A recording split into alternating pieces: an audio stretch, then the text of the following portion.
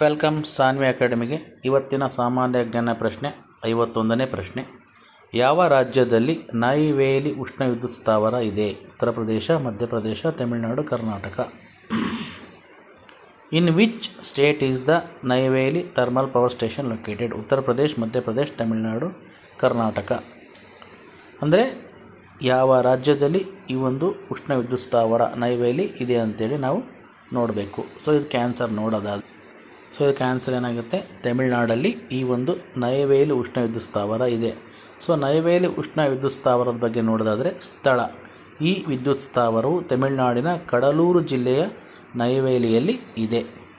ಇದನ್ನು ನಿರ್ವಹಣೆ ಯಾರು ಮಾಡ್ತಾರೆ ಅಂದರೆ ಇದನ್ನು ಭಾರತ ಸರ್ಕಾರದ ಸಾರ್ವಜನಿಕ ವಲಯದ ಉದ್ದಿಮೆಯಾದಂತಹ NLC ಇಂಡಿಯಾ ಲಿಮಿಟೆಡ್ ಇದು ನಿರ್ವಹಿಸುತ್ತೆ. ಇದರ ಪ್ರಮುಖ ಅಂಶಗಳು ನೋಡೋದಾದರೆ ಇದಕ್ಕೆ ಸಂಬಂಧಪಟ್ಟಂತಹ ಇಂಧನ, ಇದು ಮುಖ್ಯವಾಗಿ ಈ ಒಂದು ಉಷ್ಣ ವಿದ್ಯುತ್ ಸ್ಥಾವರ ಲಿಗ್ನೈಟ್ ಅಥವಾ ಕಂದು ಕಲ್ಲಿದ್ದಲನ್ನು ಇಂಧನವಾಗಿ ಬಳಸುತ್ತೆ.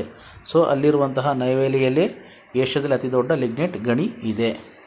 ಸೊ ಸ್ಥಾಪನೆ, ಈ ಒಂದು ಉಷ್ಣ ವಿದ್ಯುತ್ ಸ್ಥಾವರವನ್ನು ಮೊದಲ ಉಷ್ಣ ವಿದ್ಯುತ್ ಸ್ಥಾವರ ಇದು.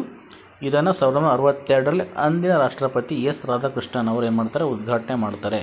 ಪ್ರಾಮುಖ್ಯತೆ ಏನಪ್ಪ ಅಂದರೆ ಇದು ದಕ್ಷಿಣ ಭಾರತದ ರಾಜ್ಯಗಳಿಗೆ ಅಂದರೆ ತಮಿಳುನಾಡು, ಕರ್ನಾಟಕ, ಕೇರಳ, ಆಂಧ್ರ ಪ್ರದೇಶ ಮತ್ತು ಪುದುಚೇರಿ ಈ ಎಲ್ಲ ರಾಜ್ಯಗಳಿಗೆ ವಿದ್ಯುತ್ ಪೂರೈಸುವ ಪ್ರಮುಖ ಕೇಂದ್ರಗಳಲ್ಲಿ ಈ ಒಂದು ಉಷ್ಣ ವಿದ್ಯುತ್ ಸ್ಥಾವರ ನೈವೇಲಿ ಉಷ್ಣ ವಿದ್ಯುತ್ ಸ್ಥಾವರ ಸಹ ಒಂದು. ಹಾಗಾಗಿ ಈ ಪ್ರಶ್ನೆಗೆ ಏನು ಆನ್ಸರ್ ಆಗುತ್ತೆ? ಯಾವ ರಾಜ್ಯದಲ್ಲಿ ನೈವೇಲಿ ಉಷ್ಣ ವಿದ್ಯುತ್ ಸ್ಥಾವರ ಇದೆ ಅಂದರೆ Tamil Nadu. Answer 3. In which state is the Neyveli thermal power station located in Tamil Nadu?